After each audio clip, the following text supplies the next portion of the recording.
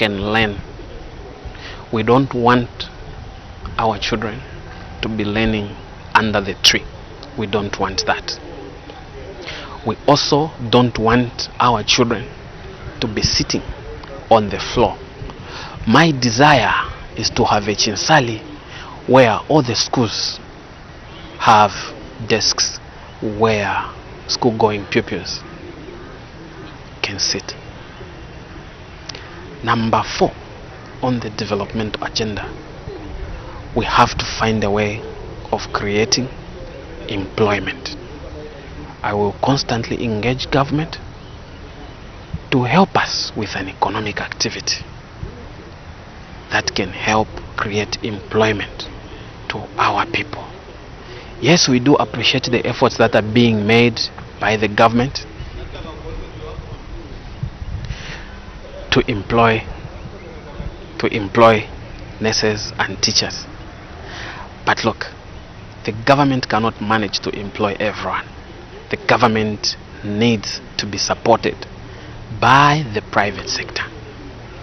So, if the private sector participates in the employment, in employing people, then we are going to have more people be employed. And if we have an economic activity that has been initiated by the government, even the private sector will be activated to employ the Chinsali locals. Let me give you an example.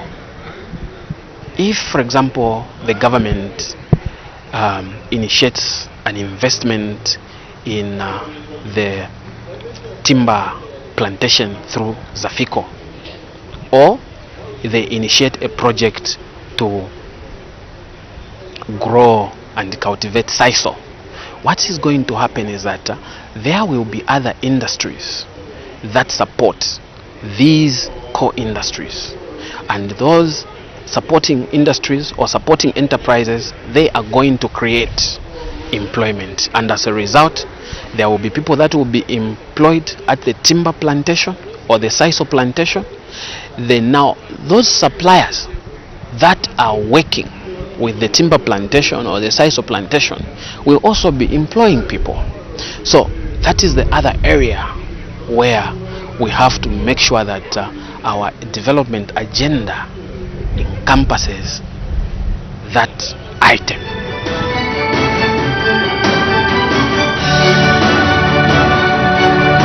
My word to the people of Chinsali is that there is nothing that beats working together.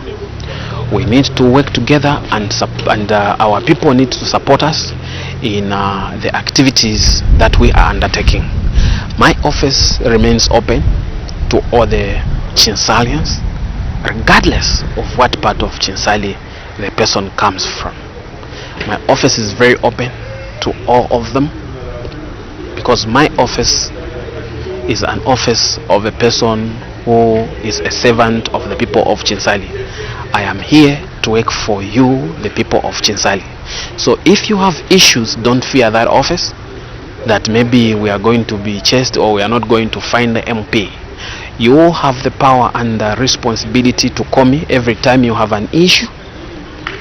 Don't be afraid that maybe we are not going to find the MP. Even if you find that I am not there, please, there are always people that are there in the office, so you can bring your issues, so that some of the issues that you bring may be very important, such that they need to be brought to Parliament.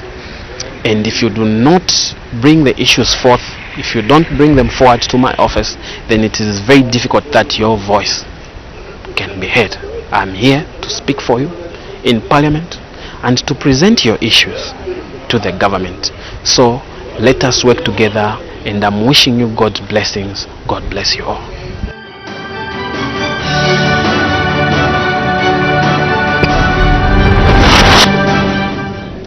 Good afternoon. Thank you for still watching Parliament Television. Shortly we will be crossing back for the live parliamentary proceedings. The House is currently on a 20 minutes health break, and at the time business was suspended for the 20 minutes break, on the floor of the House was Mufdira, Member of Parliament, Mr. Gordon Mwima, who was debating to a motion urging that this House adopts the report of the Planning and Budgeting Committee on the review of the 2023 Annual Progress Report on the implementation of the 8th National Development Plan for the period 2022 to 2026 for the third session of the 10th National Assembly, laid on the table of the House on Wednesday, 17th July 2024. And so we do expect him to continue to his debate when business resumes on this motion. We now take it to the floor of the House.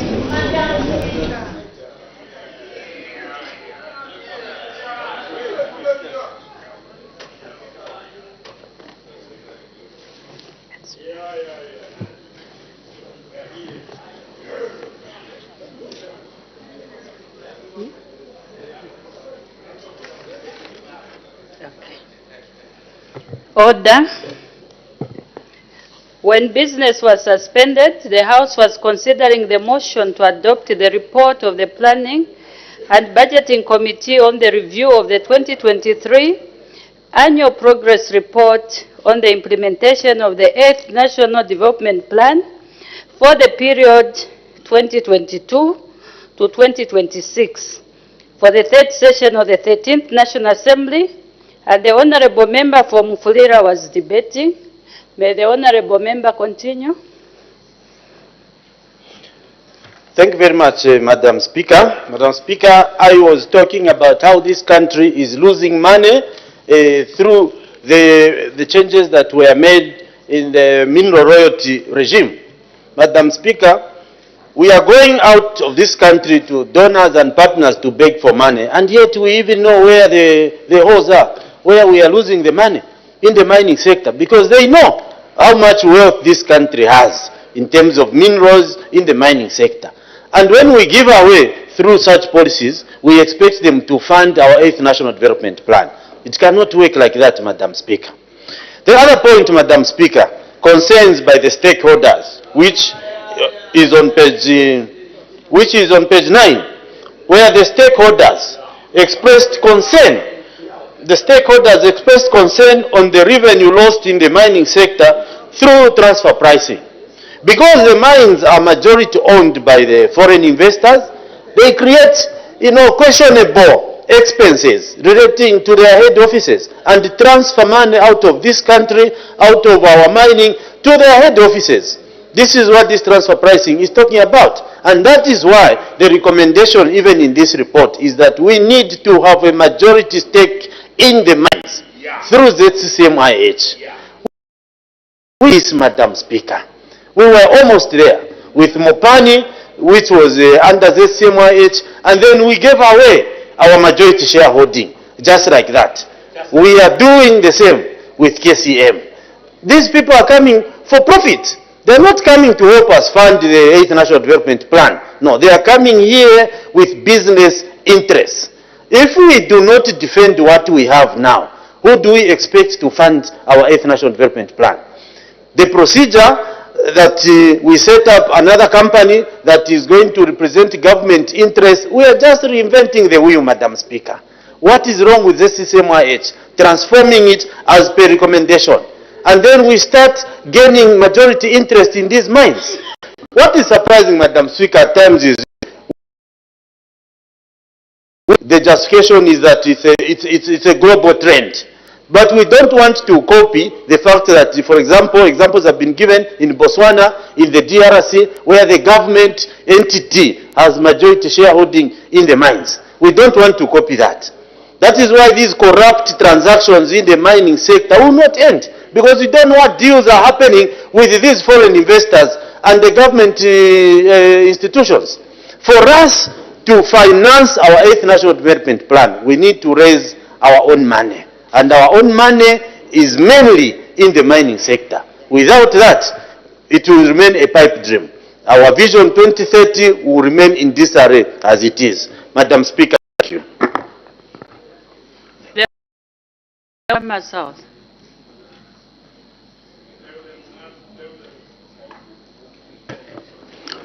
Thank you, Madam Speaker. Madam Speaker, clearly all the speakers that have debated this report have referred to the need for prudent utilization of our resources.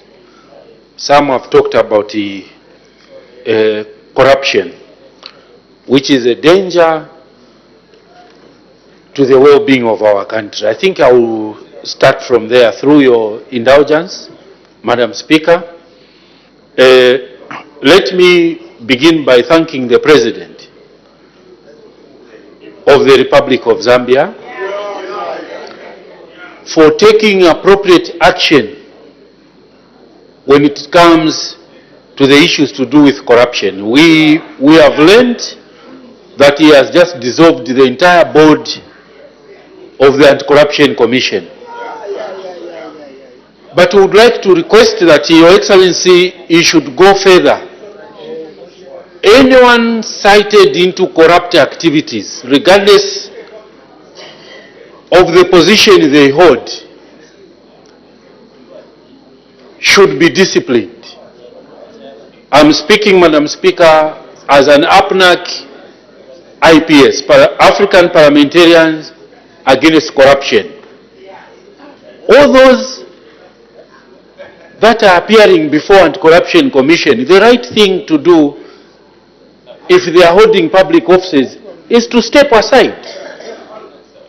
By so doing, we'll be sending that strong message to the people of Zambia. Madam Speaker, your report is very clear. Among the highlights of your report, Madam Speaker, is the issue to do with what we have foregone in the mining sector. Minerals, Madam Speaker, are wasting assets. Once we being replaced. Order, honorable members on my left. You may continue, honorable member. Thank you, Madam Speaker. Minerals are wasting assets. Once they are extracted, they are not being replaced. Therefore, it is important that as a nation, we should be able and not be shy. The Tanzanian president, when he visited this house, indicated that let us not become allergic to mistakes, because we learn through mistakes. Clearly, as a country, Madam Speaker, we are not getting much from our natural resources. Good as the idea of giving these incentives to the mining sector might have been, that was to encourage investment in the sector. But what we have seen obtaining on the ground, Madam Speaker, is the opposite. And there is no justification whatsoever, because copper prices on London Metal Exchange are at record high, £9,000 per ton.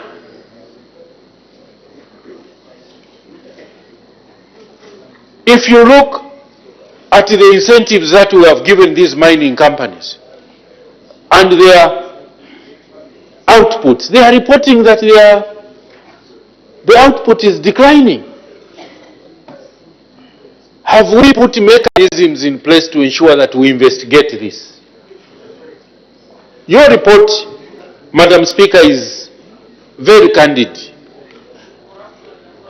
We export some of these materials in raw form. They do not only contain copper, they contain gold, they contain cobalt, which are later extracted from the refineries in their developed countries. Madam Speaker, to agree with other speakers, this Parliament, we are of this country. I would even suggest that backbenchers, both on the left and right, we have the duty to formulate private members' bills. We have that duty. We can agree as a house that we put to check the executive. We can do that. There are times, Madam Speaker, that we should be bipartisan. We should look at the interest of this country as a priority as opposed to individual interests. Different political parties have leaders, and some of these leaders carry their personal interests. That is the reason why some might be called not to agree with them. The reason is very simple.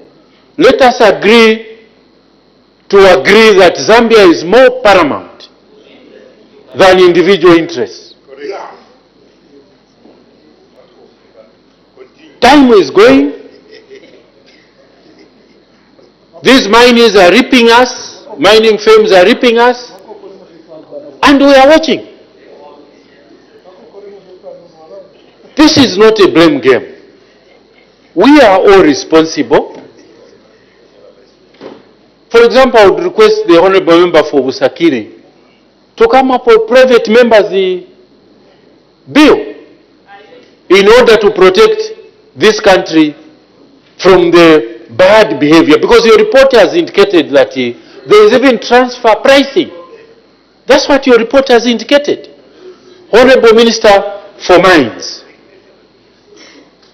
can you operationalize the Minerals Regulation Board, Commission?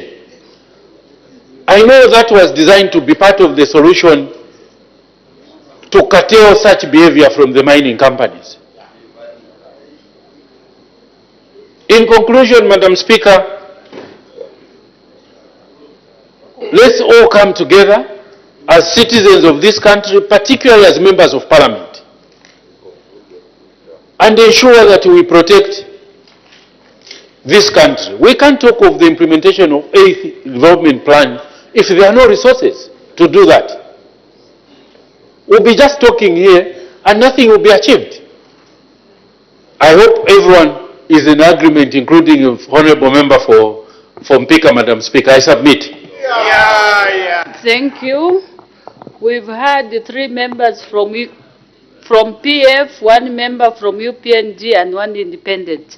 So I'll call another member from UPND, the Honorable Member for Mitete. Thank you, Madam Speaker. In Mitete,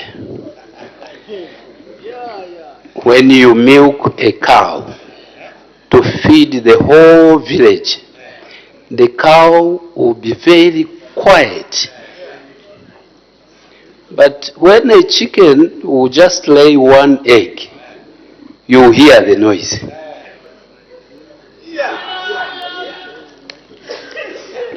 In this report,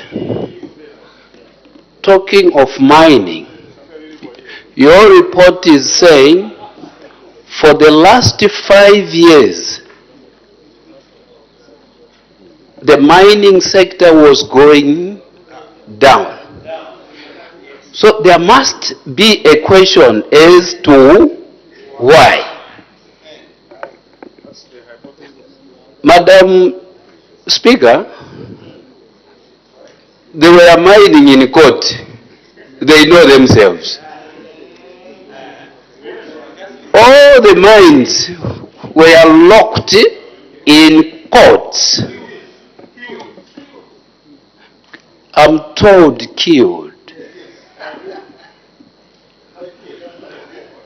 by those who make the loudest noise.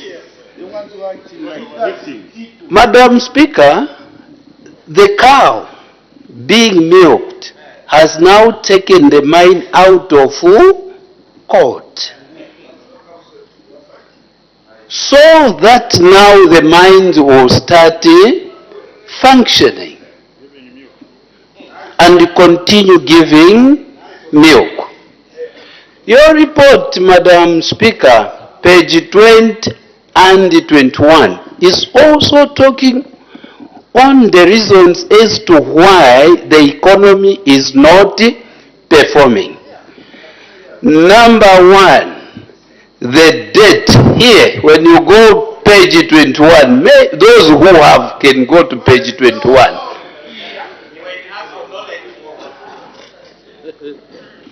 Because there is question. Here is what the report says. The committee was informed that since 2020, Zambia had not been servicing its debt obligation. They defaulted. Here.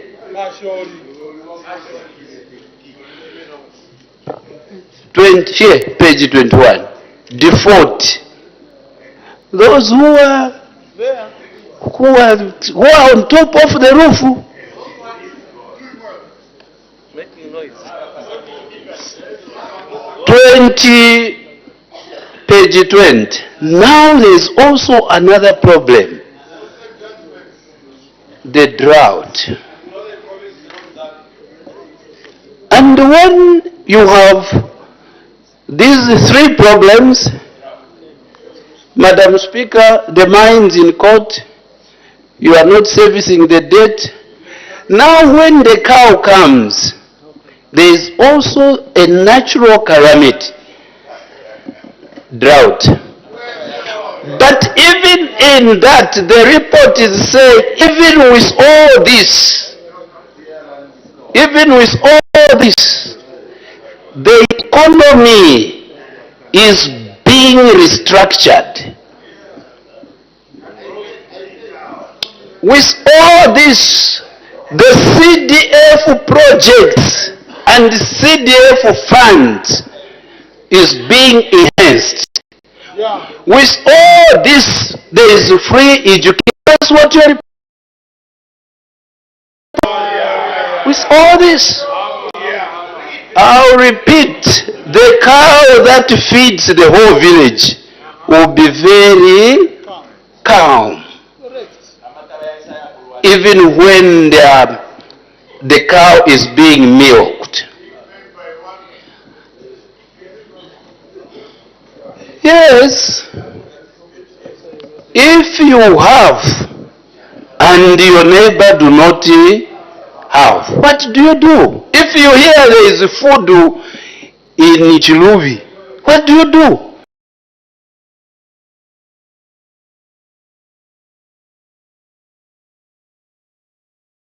When one constituency here is not given the relief maize, Madam Speaker, you and me would always listen questions given to Her Honor the Vice President. Why isn't there no relief food in my constituency? Here is the solution to say, now we are getting food to give it to your constituency. Then you come and say, why are you buying from there? Why are you buying from there?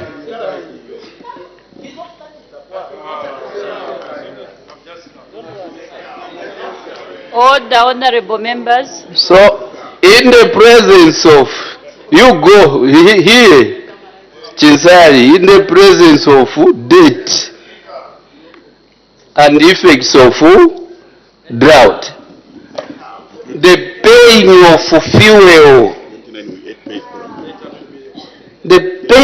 fuel, the debt left by those who are on the top of the house.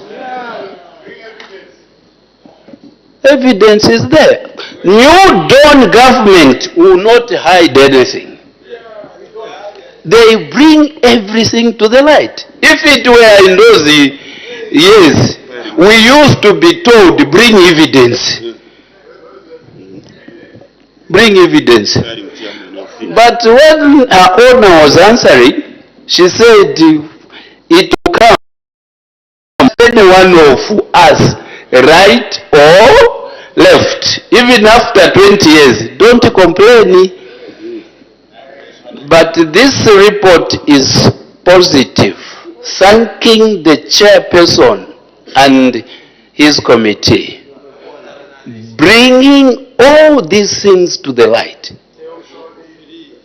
Okay, someone also, the president from Botswana came and said, if you've made a mistake, don't be afraid. The Mozambique or Botswana, the one we had? Mozambique. I'm corrected, seated there, it was Mozambique. No wonder one of our colleagues had to say, Zambians, forgive us for whatever they did. It's up to the Zambians to forgive them or not. But this report... Honorable member from Pika, why are you shouting like that? I think we have a parliamentary language that we use here. Question, what have you? Not Mashori. You kept on shouting. Is that a new parliamentary language? Can you please refrain? You may continue. The cow is very calm, feeding and giving milk to the entire village, nation. But the chicken will always be on the top of the house. For now, the economy is in the right hands. The New Dawn government and the President Hakainde Hichilema.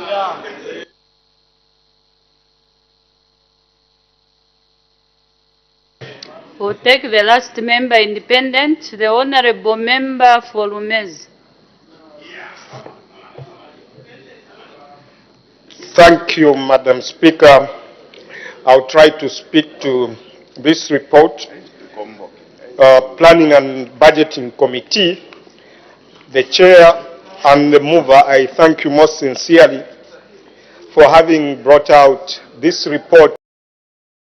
Time was when others are saying the economy is doing well. On page 34, enhance funding for water and sanitation sector. Madam Speaker, the people in Lumezi do not have dams for their animals, and here the budget that was allocated to them in 2022 was 94%, but the approved allocation, Madam Speaker, was 37%. Madam Speaker, the people in Lumezi are wondering that if a FIC report can have 13.5 billion missing, and then here we are failing to fund water sanitation, according to your report, Madam Speaker.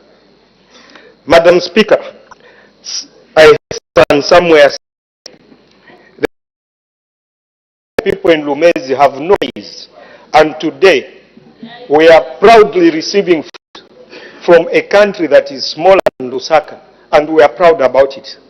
When people are stealing, Madam Speaker, Madam Speaker. Stealing is unparliamentary the way you've used it. I withdraw the word stealing, Madam Speaker. They are diverting public funds for personal benefit at the expense of taxpayers. Here, Madam Speaker, our people are suffering. We are rationing maize, giving our people fertilizer in Medaz. The problem is not the pioneers of the 8th National Development Plan. I remember very well, at some point, our Republican president said, it's not the drought that is causing load shedding. It is lack of leadership. Madam Speaker, we cannot have someone proudly coming here to tell the Zambian people that the 61 containers marooned in Makeni with medicine after 7 months are safe for the Zambian people, and you expect the 8th National Development Plan to be achieved. How?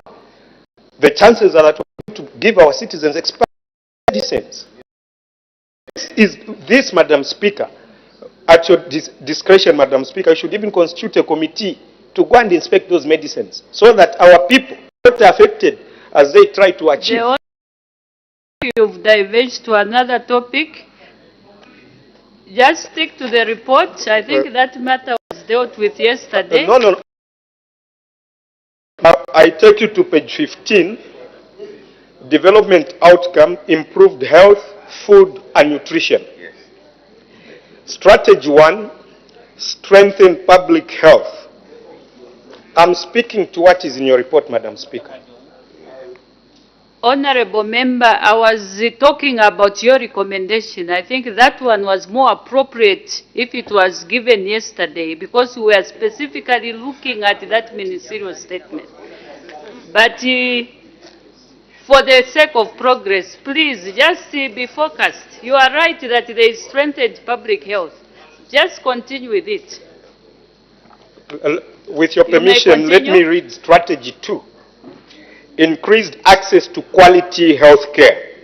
The committee was informed that significant gaps in essential equipment functionality impacting patient care. The committee learned that ambulance functionality and health insurance coverage remained below targets, highlighting critical gaps in emergency transport and financial access. So, Madam Speaker, I'm simply making a reference to the containers marooned in Makeni that we may not guarantee the citizens that that medicine is safe to be consumed. Had this report been here yesterday, Madam Speaker, I was going to speak to it. I'm only making reference to it. And this, again, Madam Speaker, takes us to issues of corruption. Because there is no way 61 containers, Madam Speaker, can just move to Makeni without someone having demanded for a bribe somewhere. These things, they say, some of these things, Ministry of Health, Madam Speaker, has changed 3 permanent secretaries. But what have we achieved as a country? The results is 0.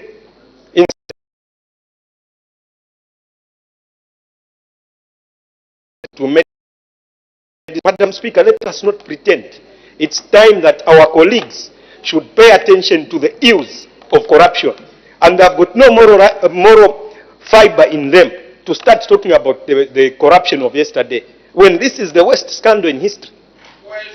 Madam Speaker, we cannot be saying this is the worst drought in history, when this is the worst scandal of our time, and we are seated here not thinking of the future of the citizens.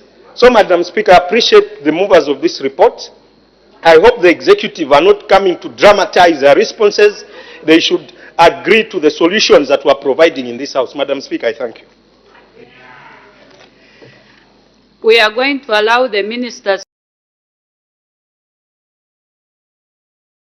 Honorable Minister.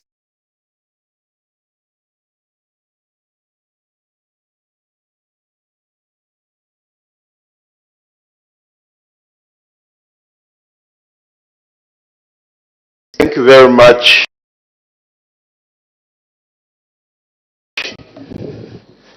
The chairperson of the committee for such a wonderful report.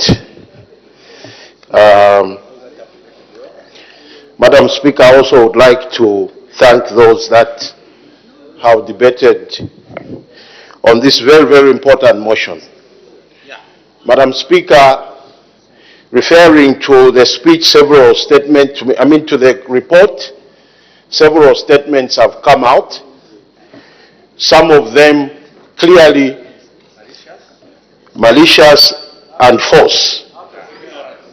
Madam Speaker, when you are talking about mining, the first thing that you do is to have a sector that is organized, a sector for the purposes of benefiting a particular jurisdiction like Zambia. When the United Party for National Development with President Hakainde Hichilema took over the reins of power, the mining sector, Madam Speaker, was in total confusion and chaos. Only crooks were benefiting. Madam Speaker, only crooks were benefiting. because Honorable Minister, the sector was in confusion.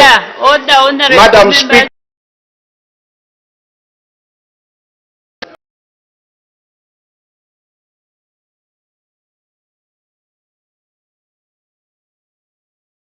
was that we are going to bring sanity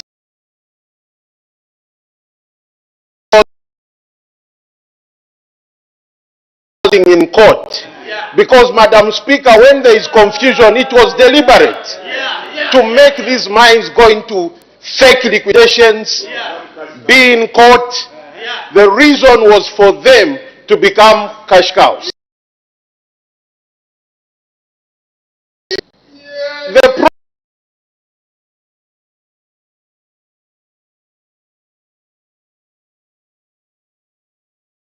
The effects of life, Madam,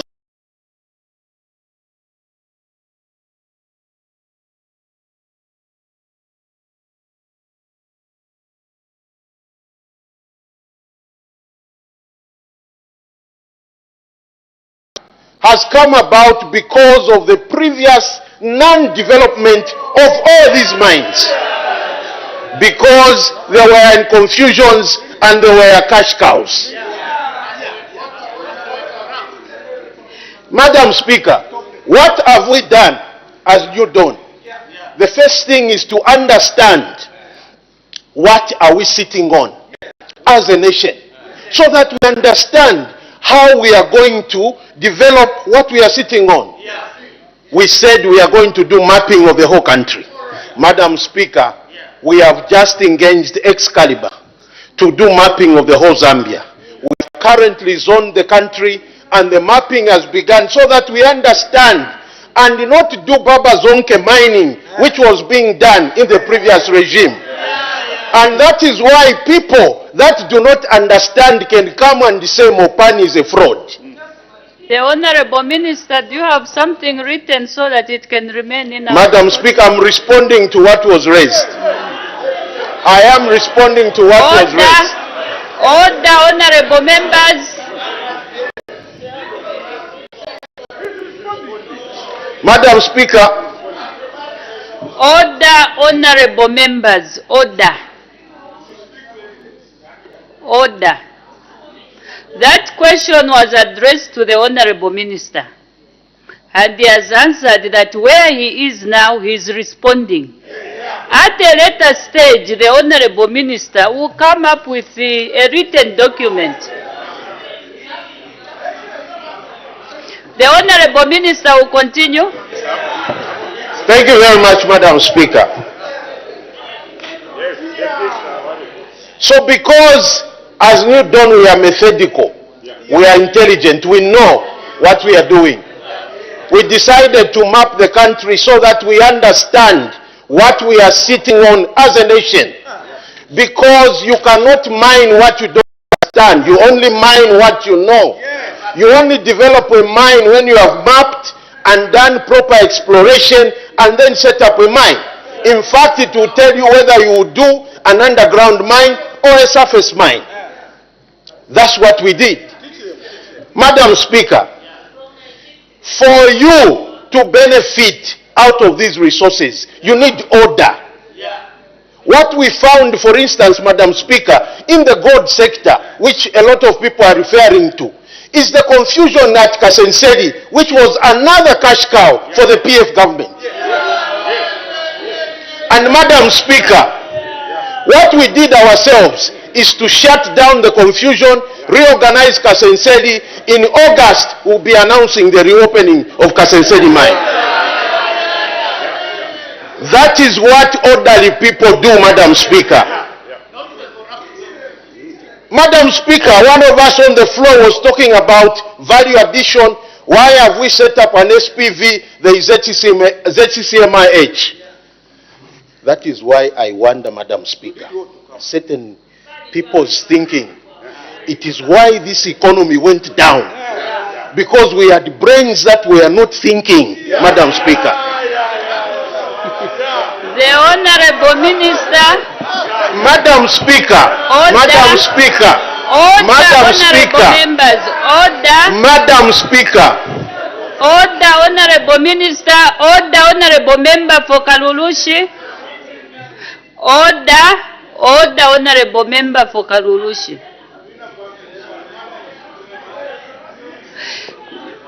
The Honorable Member for Kalulushi, please leave the chamber. Leave the chamber, Honorable Member for Kalulushi. Leave the chamber.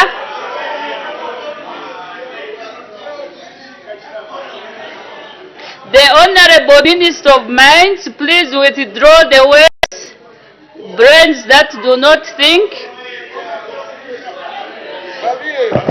Madam Speaker, I withdraw the word. But let me, time is running, Madam Speaker. No, I think the message has gone. I don't need to replace it.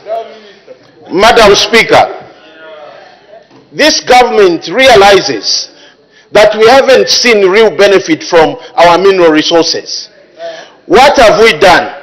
We have set up that SPV, Special Purpose Vehicle, Madam Speaker. Number one, to do value addition. We want to add value to our minerals, and we have to set up 100% Zambian-owned special purpose vehicle, and that's why we have done that.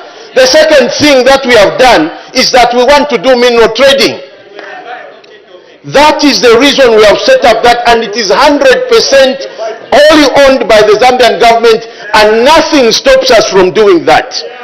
ZCCMIH has its own mandate. This special purpose vehicle is going to have its own mandate, Madam Speaker. We have also, Madam Speaker, set up formalization. What is it doing? What used to happen, Madam Speaker, in the previous regime was that confusion, any breakout of any mineral, politician would go there, Madam Speaker, and take charge and steal from this country. What have we done ourselves as UPND government? We have set up cooperatives. We have given 271 artisanal mining licenses across the country, so that our people can begin to benefit out of their own wealth. Speaker, we have set up gold marketing centers.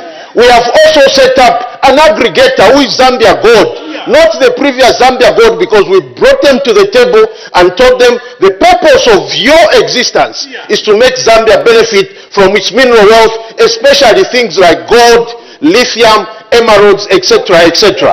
So we have formalized them, and they will be helped to mine.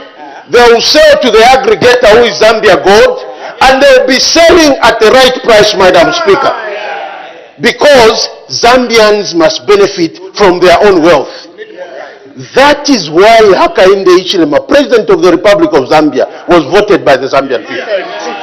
It's for them to see this benefit. Madam Speaker, Mopani deal, that is the best that we could ever had now. Some people who are condemning, Madam Speaker, they even made a speech to praise this government at that particular launch. Yet today they call it a fraud.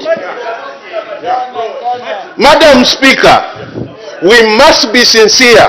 The Mopani deal has made Kitwe City Council, Madam Speaker, pay arrears for all its retirees. 87 million kwacha was paid to Kitwe City Council because of the Mopani deal. My mother and father, who was languishing without a pension, has been paid, and now they're celebrating because of the same Mopani deal. Madam Speaker, suppliers, contractors have been paid 100%. Mopani is in what it owes its people. Madam Speaker, KCM was dead. Tomorrow we'll be announcing, Madam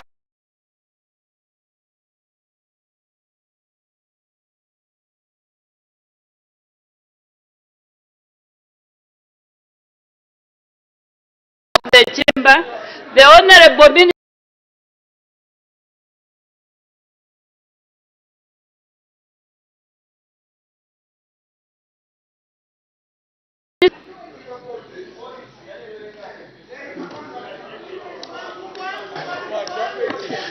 Madam Speaker,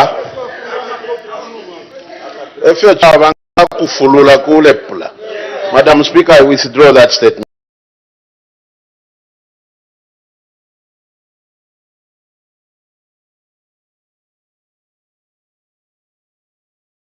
Speaker, time is failing me. I can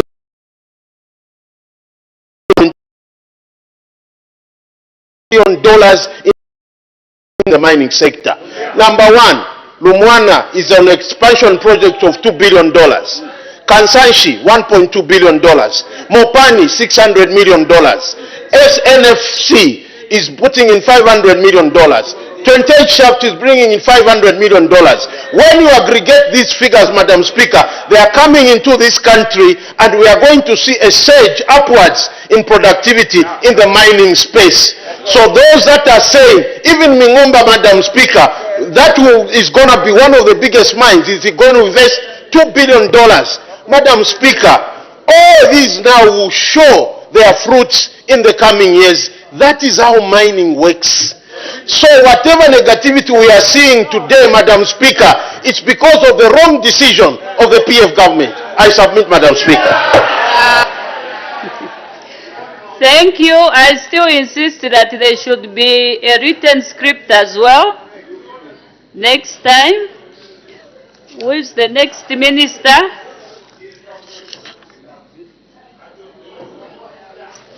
Any minister? The acting Minister of Finance.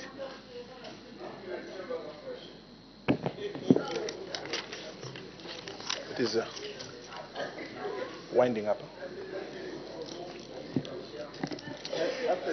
Thank you, Madam Speaker, for giving me this opportunity as acting Minister of Finance to wind up debate. Madam Speaker, allow me to thank the Planning and Budgeting Committee for producing and tabling this very detailed report, which has interrogated the 2023 Annual Progress Report on the implementation of the 8th National Development Plan.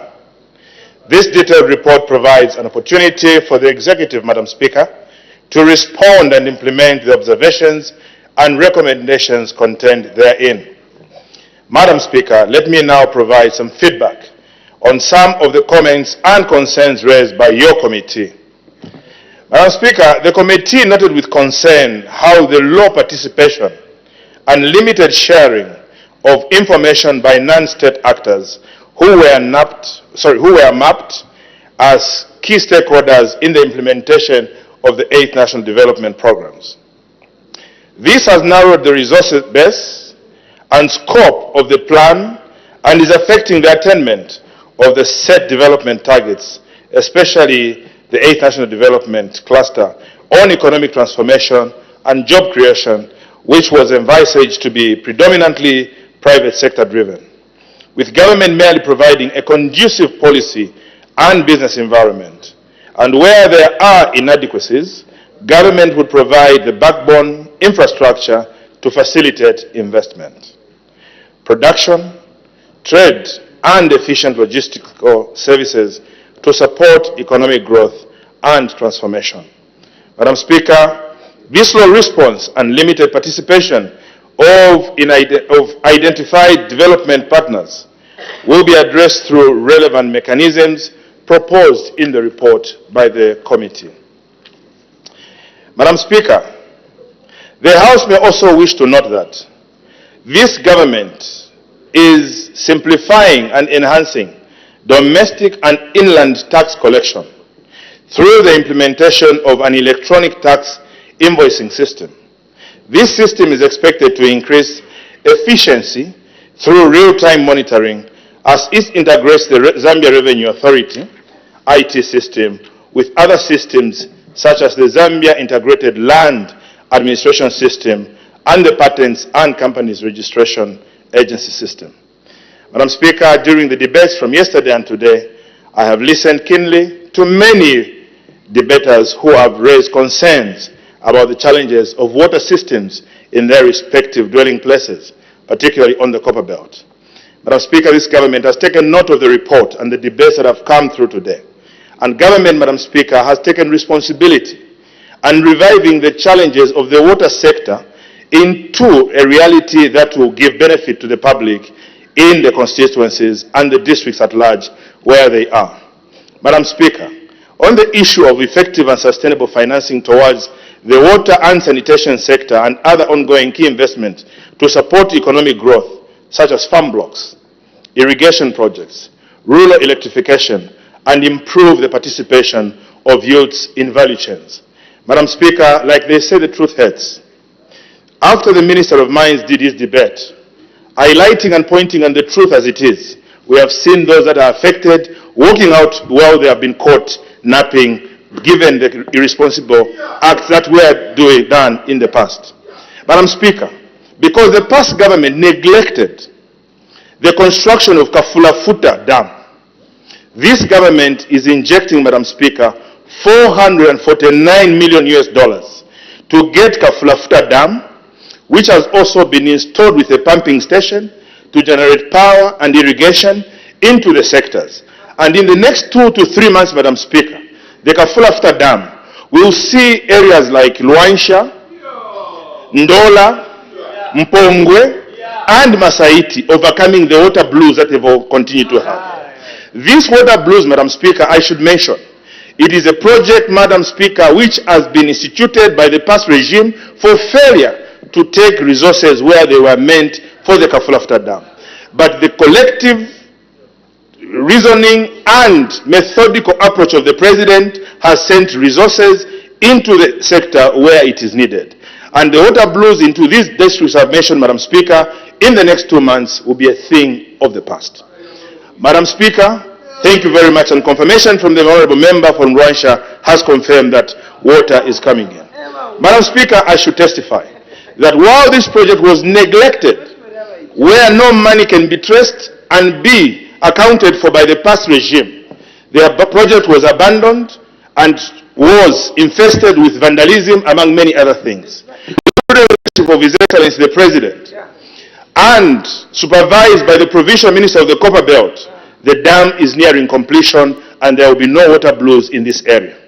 With a continued methodical approach and responding to the water blues in Kitwe, Madam Speaker, in Kamfisa constituency, Madam Speaker, His Excellency the President has continued to finance water reticulation facility systems, which is going to a tune of 4,000 cubic meters of water. And this, Madam Speaker, will see that Kitwe and Karulushi will not be having the water blues anymore, Madam Speaker.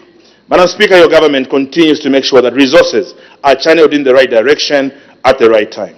I should also make mention, Madam Speaker, that overcoming the water blues, Madam Speaker, on the Copper Belt District, His Excellency, through his personal resources, has continued to sink over 30 boreholes across Kitwe. And some are in Nkana constituency, where unfortunately the responsible leadership is not availing the people. And that's why the provincial minister has taken it up to supervise and make sure that these boreholes are sunk. And to continue to provide responsible leadership, His Excellency the President has sunk boreholes in learning facilities.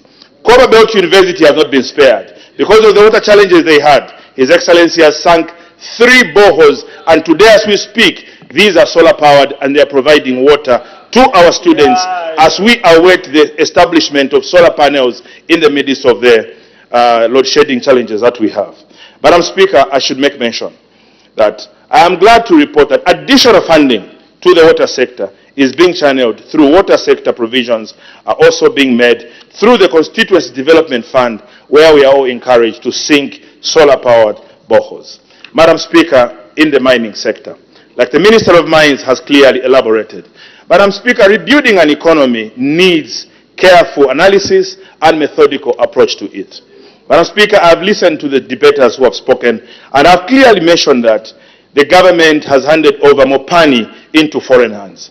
Madam Speaker, if not all of the debaters that were here were in the past government with authority, Madam Speaker, and took away the Mopani into the reins of their hands. This is an asset, Madam Speaker, which sank to its lowest, to imaginable levels in our time, Madam Speaker. They could not pay employees on time. They could not pay contractors for 4 years. They could not even pay the councils. Madam Speaker, this government, Madam Speaker, has got different means and ways of raising capital to refinance their projects. In the mining sector, Madam Speaker, we went out to the market with a thorough research and approach in different bidders, and we came up with one from the United Arab Emirates, Madam Speaker. Today, Madam Speaker, all contractors have been paid. All councils have been paid, Madam Speaker. Today, as Acting Minister of Finance, I just signed a waiver to bring in financing tomorrow or next week to a tune of $250 million to pay all the contractors at KCM that have been owed. To pay the councils, Madam Speaker. This is how you build an economy, Madam Speaker. They will speak the loudest, Madam Speaker, because they were in the midst of the rot that was happening. They were not alive to the reality that this government can bring the mining sector to life. That's why they want to speak the most, Madam Speaker, so that they bury the rot they did. To bring reality and the good to this country. Madam Speaker, I should mention that this government is committed to making sure that even the small-scale miners, like was mentioned by my colleague in the mining sector, that they are being taken care of. Under the past regime, Madam Speaker, today in Inchanga, they were celebrating, the colleagues on the left, that there was a riot which they created. Under the liquidator, previous liquidator they had, he sold parcels of land of the mine to the mines that are there, at the expense of our youths, Madam Speaker. Madam Speaker, His Excellency the President has directed the Minister of Mines and I to go to Chingola and give that asset to our youths so that they can get value out of the asset. Madam Speaker, as I conclude, may I assure the House that government takes matters raised in the committee report seriously as they provide valuable guidance on areas that need enhancement in the implementation of the 8th National Development Plan. In this regard, all matters that will require interventions shall be attended to promptly and decisively. Madam Speaker, I thank you. Thank you. Before I call upon the Honorable Member for Momba, I've seen the Honorable Member from Nkana back in the House. Because I didn't say you should come back. I said the Honorable Member from Nkana leave the House.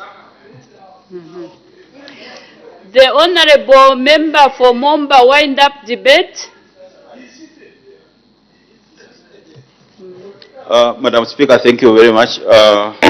Let me take this opportunity to thank all the members who have debated. Madam Speaker, from the look of things, one may think this report is all about the issue of mines. But I'm aware, Madam Speaker, that the members have seen that there are in fact critical issues to look at in this report that which you have laid before this House. One of the issues, Madam Speaker, I want to allude to is that I think we need to be deliberate about what we need to achieve as a country. You can imagine, Madam Speaker, from 2006 down the line up to now, this country has been grappling with issues of how do we develop our farm blocks from 2006 to 2008. And we have not been deliberate. And I would want to urge, especially the government, that that's one area we can take advantage of, especially now that we have these issues of drought. We visited a lot of farm blocks, where if investment was to go in those farm blocks, Madam Speaker, it will address a lot of issues. We will not be complaining about issues of maybe shortage of maize and the others. So I would want to urge also the government that maybe we need to be deliberate and look at how we can enhance the farming blocks. Having said that, Madam Speaker, let me just thank all the debaters, the members of Parliament who have debated my advice, who has seconded the Minister of Mines and also the Acting Minister of Finance. We are so grateful as a committee, Madam Speaker. I beg to move and seek the support of the members for adoption of this report. I submit, Madam Speaker. Thank you. The Honorable Member for Lunte, we are behind time. I won't take that point of order. I put the question. The question is that this House adopts the report of the Planning and Budgeting Committee on the review of the 2023 Annual Progress Report on the implementation of the 8th National Development Plan for the period 2022 to 2026 for the 3rd session of the 13th National Assembly, laid on the table of the House on Wednesday, 17th July 2024. As many as are of that opinion say aye. Aye. Of the contrary say no. The ayes have it, and the question is resolved in the affirmative. The clerk will now read the orders of the day.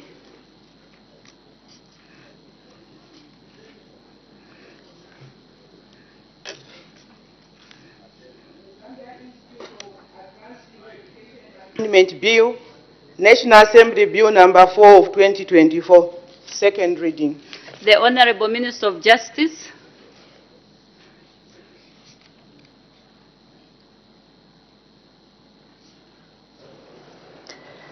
Madam Speaker, I beg to move that the bill now be read for the second time.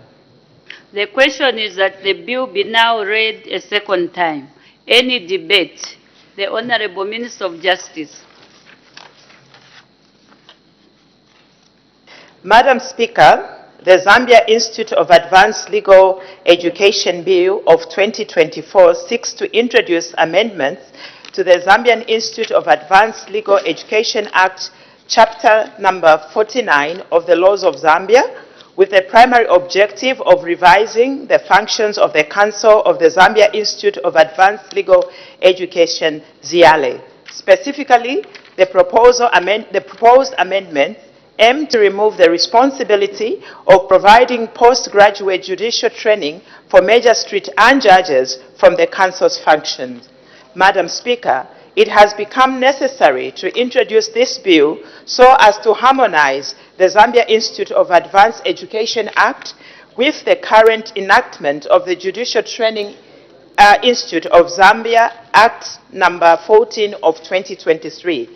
The enactment of the Judicial Training Institute of Zambia Act established the Judicial Training Institute of Zambia, whose functions include providing and developing judicial education and professional training for judges, judicial officers, and staff. Madam Speaker, the silent provision of the bill is aimed to amend Section 4 of number 2 of the Zambia Institute of Advanced Legal Education Act by deleting of paragraph G so as to remove the functions of providing judicial education and postgraduate judicial training for judges and magistrates from the functions of the Council of the Zambia Institute of Advanced Legal Education, ZIALE. Madam Speaker, by amending the Act, the Council's functions will be refined and the duplication of responsibility between the Zambia Institute of Advanced Legal Education and the Judicial Training Institute of Zambia will be avoided.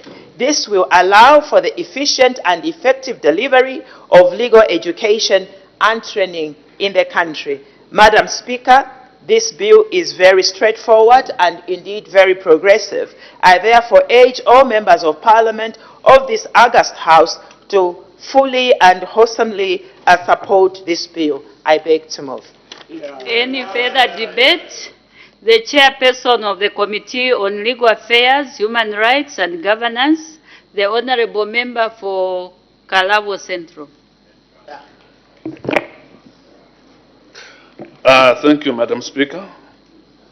Madam Speaker, the Committee on Legal Affairs, Human Rights and Governance was tasked to scrutinize the Zambia Institute of Advanced Legal Education Amendment Bill number 4 of 2024, referred to it on 7th March 2024.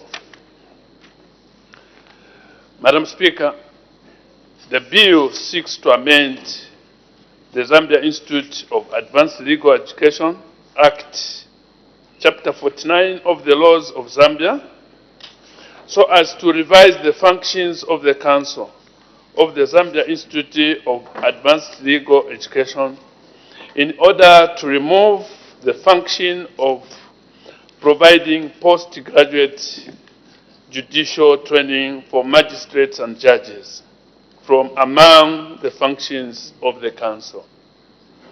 Madam, the amendment was necessitated by the enactment of the Judicial Training Institute of Zambia, Act number 14 of 2023, which establishes the Judicial Training Institute of Zambia. The functions of the institute include providing and developing judicial education and professional training for judges, judicial officers, and judicial staff. Madam Speaker, I wish to state that stakeholders unanimously supported the bill. The committee also fully supports the bill. Madam Speaker, the committee understands that the amendment of the Zambia Institute of Advanced Legal Education, Chapter 49 of the Laws of Zambia, by the deletion of Section 4.2G, which provides for postgraduate training for magistrates and judges, is a consequential amendment. This will regularize the training of judicial officers and avoid duplication of mandates. This is a non-controversial bill, and I, therefore, urge all members of the House to support it.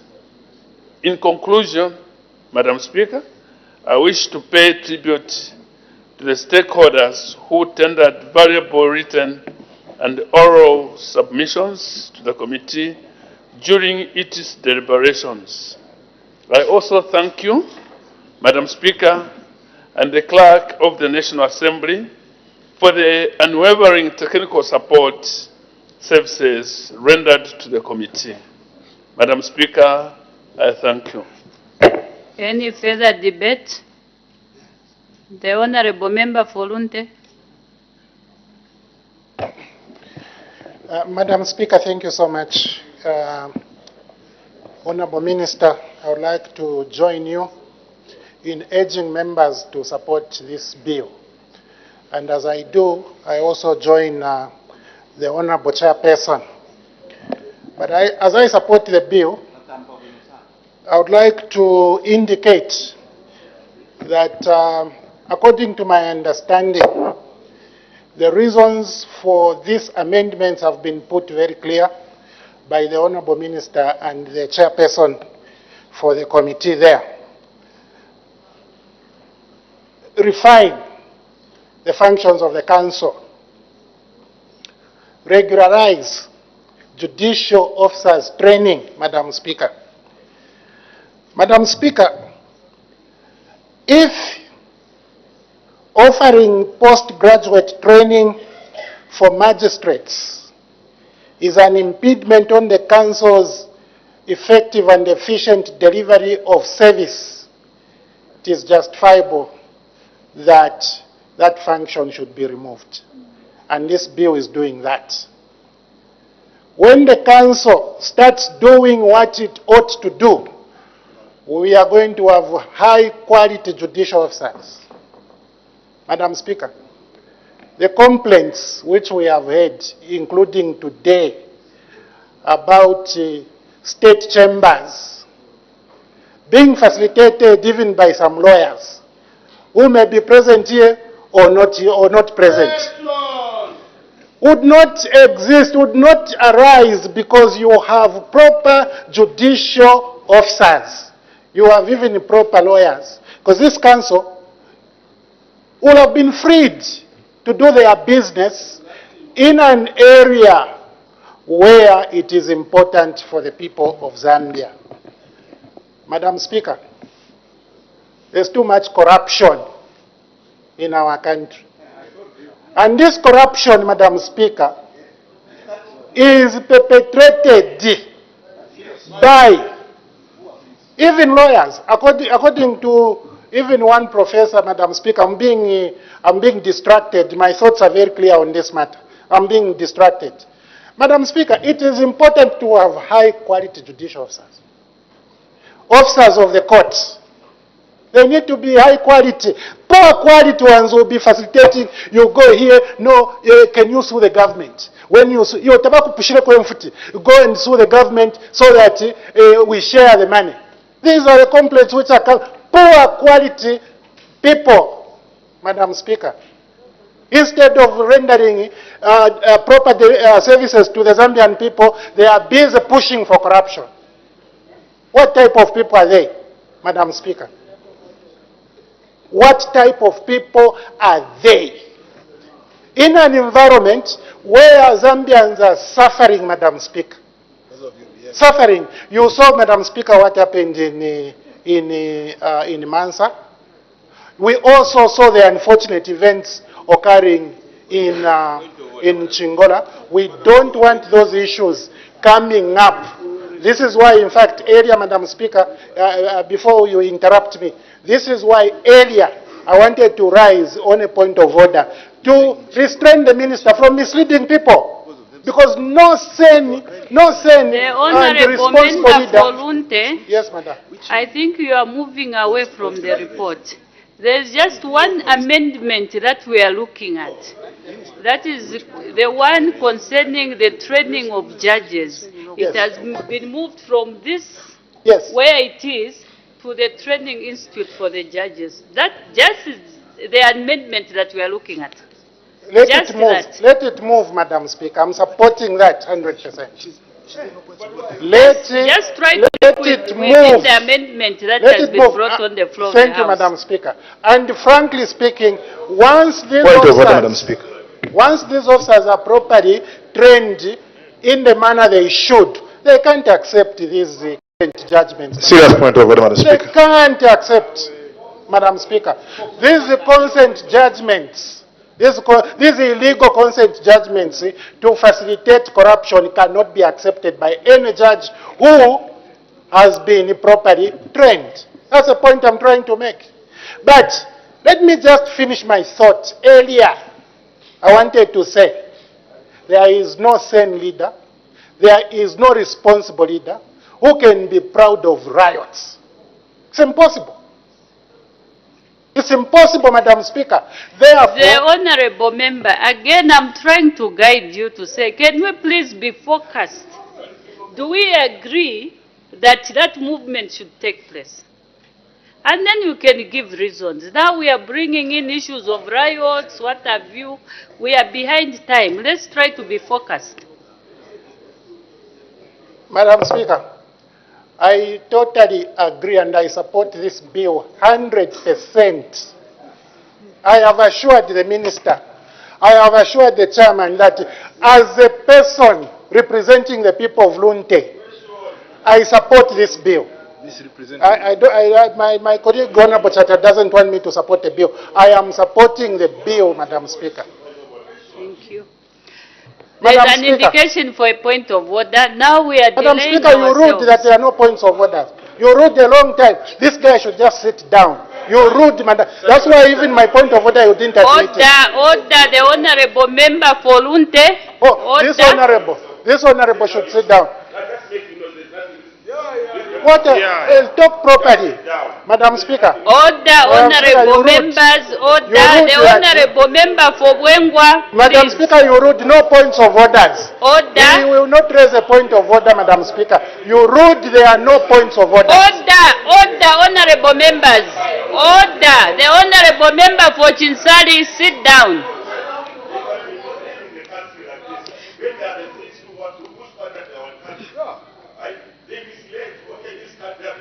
Order, the honorable member for Bwengwa, please leave the chamber. Order. Order, the honorable member for Bwengwa, please leave the house. The honorable member for Lunte. There were times when I mentioned, I announced to say during this segment, I won't allow the points of order. No. The honorable member for Chinsali, you can also go out. He's waving a party symbol here. He's waving a party symbol, Madam Speaker.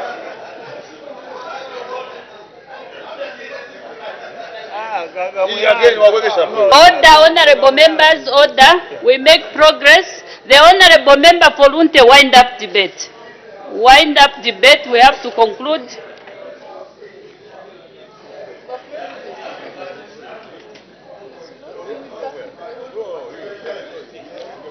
Madam Speaker, if corruption is this painful, governments must not engage in corruption.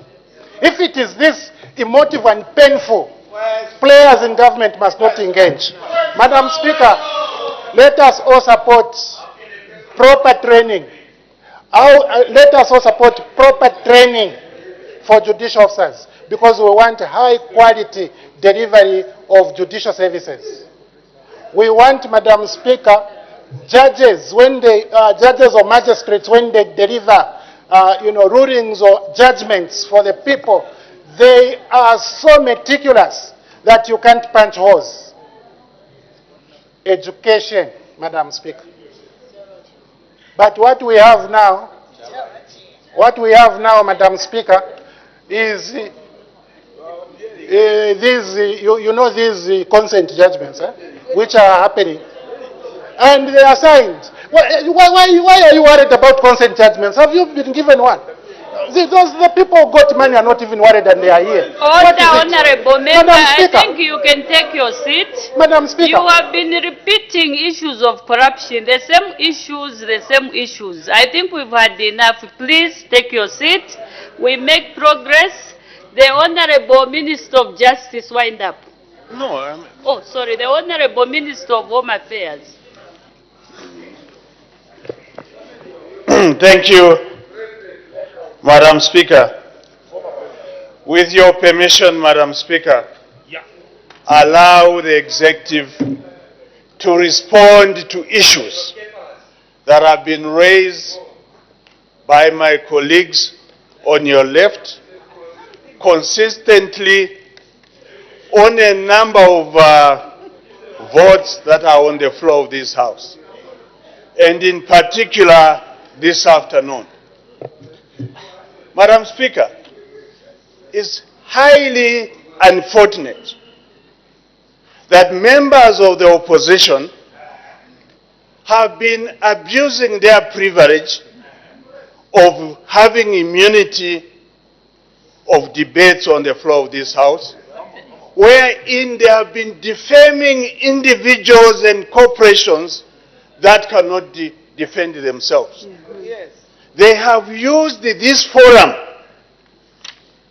to impute corruption on investors who have invested heavily and who intend to invest heavily in the interest of the people of Zambia. We have heard today where they have been casting aspersions on investors from the United Arab Emirates who have invested heavily in Mopani. They have cast aspersions on the government of the UAE, who are supposed to invest and provide health facilities in this country. Madam Speaker, how do you think the people who are investing in this country are feeling now? Who are spending so much money of those nations' taxpayer to come and assist us uplift the lives of our people? How do you think those people are feeling? What do you think the investors in Mopani are now feeling? That we have been invited by the government of the Republic of Zambia, and that the beneficiaries are now insulting us for investing in this country. Just imagine. What sort of unpatriotism is that, Madam Speaker? We are inviting investors to come in this country. Just imagine. With those comments which are being used on the floor of this House, do you think, Madam Speaker, we will be enticing investors in this country? Not at all. Wherein members of this House who have the privilege of insulting anybody without sanctions being applied on them. And that is what is happening. Today we have heard members of the Patriotic Front insulting the judiciary, wherein they are saying that the judiciary in this country is corrupt. They are conniving with state chambers to defraud this country. Do they have evidence, Madam Speaker? They have no evidence. to insult the judiciary. They are questioning the consent orders that have been signed. Consent orders, Madam Speaker, are a legitimate way of settling legal disputes in this country. They are legal. Have they forgotten in 2015, wherein the PF benefited out of a consent order arising of a matter that was taken to court by Honorable Myro Sampa, wherein they signed a consent order to make the former president the president of PF without the consent of Mao Sampa. What are they saying now? What are they telling the nation about that consent order? Are they also saying that that was a corrupt consent order? Is that what they are telling this nation? Madam Speaker, we have heard these people here questioning why others are not being suspended. We had seen a situation where ministers used to fly flags going to court. They never asked those ministers to resign or be suspended. They were saying we will not never suspend anybody because you are innocent and proved until proven guilty. What has changed today? What has changed today, Madam Speaker? I will continue when I speak on other issues. Thank you. The Honorable Minister of Justice, wind up. Madam Speaker, I think the bill that is presented here was loud and clear, and it was simple, and it's unfortunate, as my colleague Honorable Jack Mwimbu has alluded to, was being taken out of context. If there is a government under the able leadership of President Hakainde Hichilema who has assured us and is practicing that the rule of law is respected in this country, it is in this very session that we have. And it's very unfortunate, but given that I am here to actually appreciate that many of the members of Parliament in this House have gone on to actually agree that this bill is progressive and that this bill will contribute to the continuous education for the magistrates, the judges, and indeed to enhance the judiciary system that we are proud of and we continue to support as a New Dawn government, and to ensure that the separation of power are forever actually adhered to. So with these few words, Madam Speaker, on behalf of the House and indeed my ministry, we just want to appreciate the mover, the chair, and to say that we are grateful that this bill, amendment bill, has been accepted. I submit, Madam Speaker. Thank you. I put the question. The question is that the bill be now read a second time. As many as are of that opinion say aye. Of the contrary say no. The ayes have it. The question is resolved in the affirmative. Let the bill be read a second time. The Zambia Institute of Advanced Legal Education Amendment Bill, National Assembly Bill number 4 of 2024. Committee stage to be taken when? Tomorrow, Madam Speaker. Committee stage to be taken tomorrow. Next order. The Lands Tribunal Amendment Bill, National Assembly Bill number 6 of 2024, report stage. The Honorable Minister of Lands and Natural Resources. Madam Speaker, I beg to move that the report of the committee be adopted. As no notice has been received of any further amendment, is it your will that the report of the committee be adopted? Any objection? I see none. Report adopted. Day for third reading. Madam Speaker, tomorrow. Third reading to be taken tomorrow. Next order. The The Supplementary Appropriation 2024 Bill, National Assembly Bill number 8 of 2024, third reading. The Honorable Minister of Finance, the Acting Minister of Finance and National Planning. Madam Speaker, I beg to move that the bill be now read the third time. The question is that the bill be now read the third time. Any debate? Any objection? The question is agreed to. Let the bill be read the third time. The Supplementary Appropriation 2024 Bill, National Assembly Bill number 8 of 2024. Next order.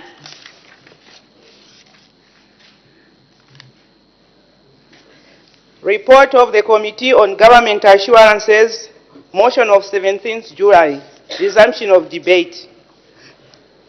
When business was interrupted yesterday, Wednesday, 17th July 2024, the House was considering the motion moved by the Honorable Member for Sioma that this House adopts the report of the Committee on Government Assurances for the third session of the 13th National Assembly laid on the table of the House on Friday, 12th July 2024.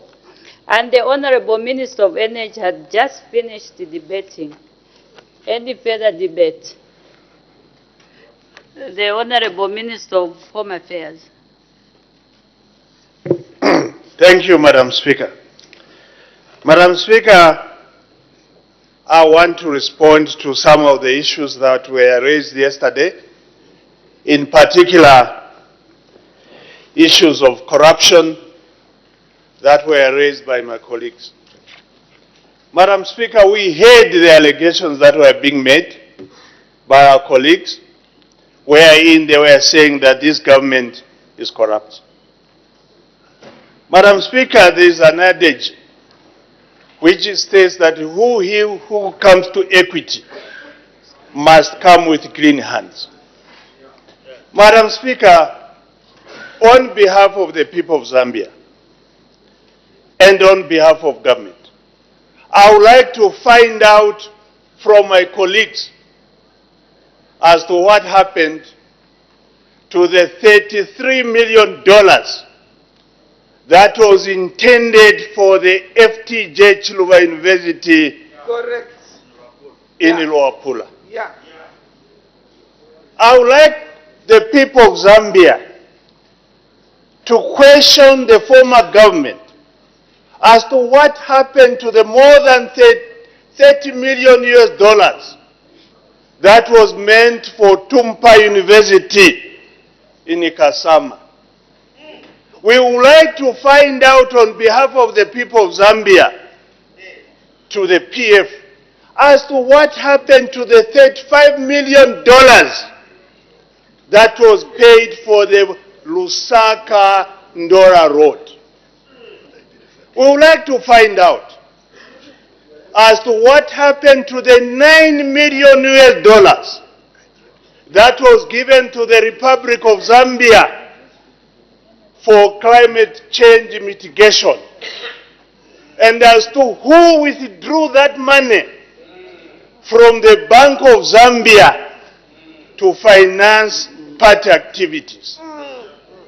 Madam Speaker, we would like to find out as to who is responsible for the 13 billion kwacha that was meant for the roads in this country, which roads were never done by the PF. We would like to find out who abused the money for the Mbesuma Bridge in Muchinga province. We would like to find out. We would like to find out, Madam Speaker, as to who has been responsible for the bad and quality roads in this country, where roads in this country are melting like butter in the desert. Who is responsible for that? Madam Speaker, We would want to find out, we would like to find out, Madam Speaker, as to what happened to the money. More than 200 million dollars that was intended for supplies to the Ministry of Home Affairs, and no supplies were made. We would like to know. We would like to know who is corrupt and who got that money. The people of Zambia want to know. It is them who are making the allegations against the judiciary here. We have heard the judiciary who is corrupt, who are corrupt, are presiding over matters which they are appearing before the courts of this country. How do you think people of Zambia, how do you think the judges feel when people who are appearing before them are choosing the judiciary that as we are appearing before you, you are corrupt? You will not make good decisions in our favor. That is what we heard from the PF today. Madam Speaker, the judiciary today, who have signed the consent orders arising from the parties who have agreed, are said to be corrupt. And those are the same judges who will be presiding over PF cases. I want the judges of this country to hear and also take note that the PF have called you corrupt and that you are not fit to be judges and that you must resign. That is what we have heard today.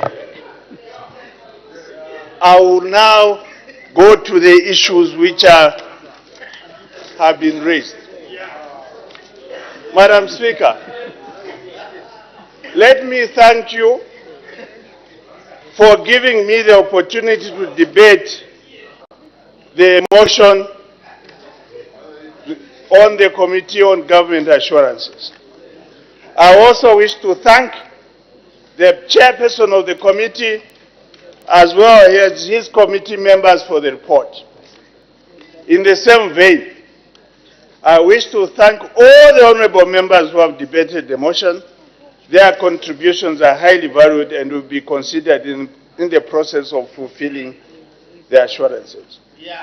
As I support the motion, the report under consideration serves as a clear reminder of the government and commitment made by the executive and the need to bring to fruition the assurances made on the floor of the House. Over the years, the ministry has made strides to ensure that assurances made on the floor of the House are fulfilled. Madam Speaker, it is worth noting that the provincial police headquarters in Northwestern Province in Solwezi, which had remained unattended to for years under the PF, despite money being paid, is now being worked on and it's at 80% completion. I also want to inform the House that we are working on the police post in Milenge and it will be completed soon.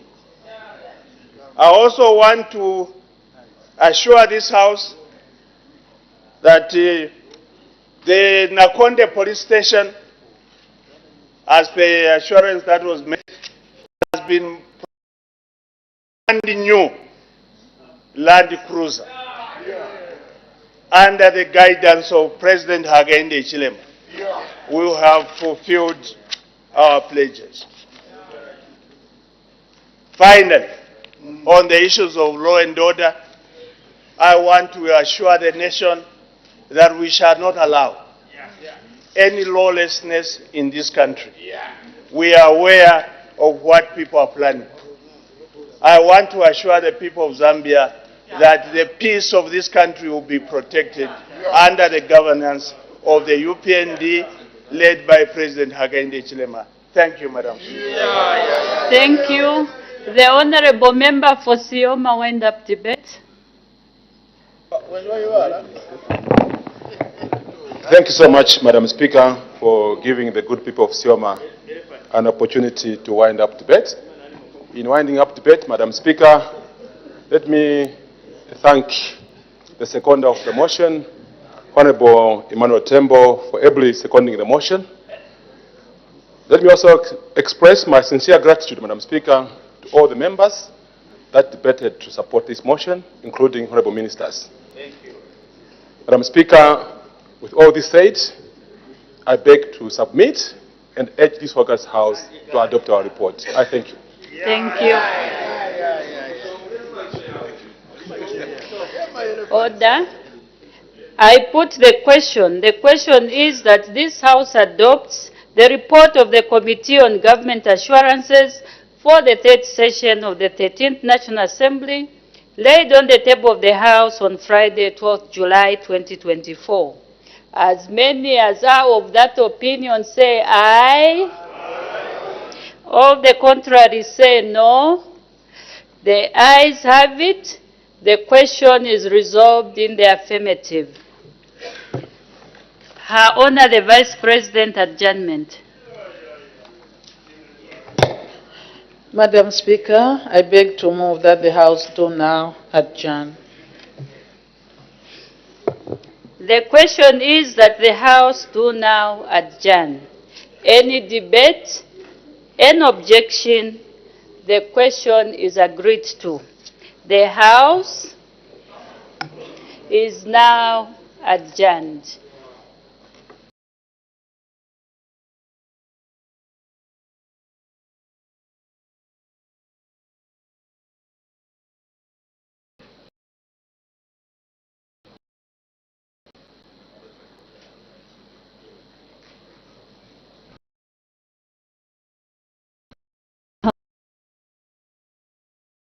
Now take a look at business that has been considered to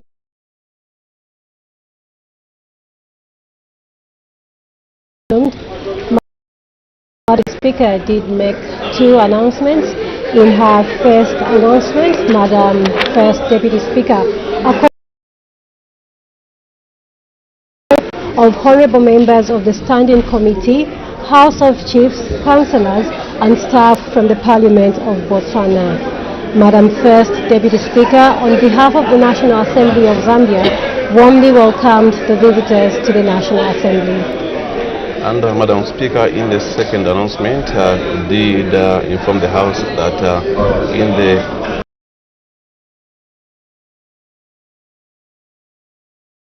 to use electronic documents such as order paper, views, control reports and others that may be accessed on the e-chamber platform.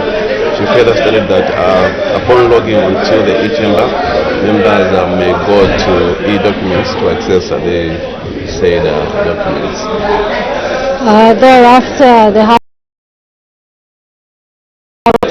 and after the without notice, understanding order 142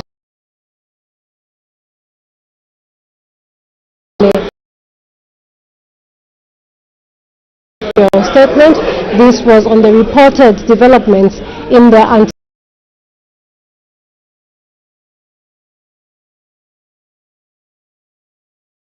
some of the details.